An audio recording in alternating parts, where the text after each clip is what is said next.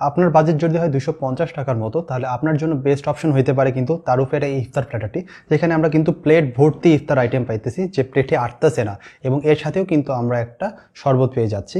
তো এই প্লেটারটার ভিতরে আমাদের কাছে আছে এতে তাদের যে স্পেশাল ফ্রাইড রাইস সেইটা, তারপরে আছে লেমন চিকেন, সটেড ভেজিটেবল, শসা, বেগুনি, জিলাপি, পেঁয়াজি, 2টা খেজুর এবং ছোলা বুট।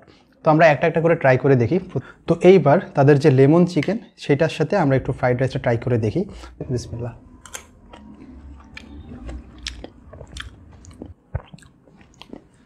ফ্রাইড রাইসটার সাথে কিন্তু এই চিকেনটা কিন্তু বেশ ভালো জমছে।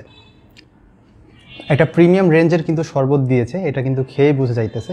যেখানে কিন্তু আপনি 250 টাকা খরচ করে একদম ভরপেট খাবার খাইতে পারবেন, যেখানে আপনাদের যে রেগুলার ইফতার আইটেম সেইগুলো অনেক ধরনের আছে, এবং আপনার যে রাইস আইটেম সেটাও আছে, এবং প্রত্যেকটা স্বাদে কিন্তু আমার কাছে বেশ ভালো জমছে।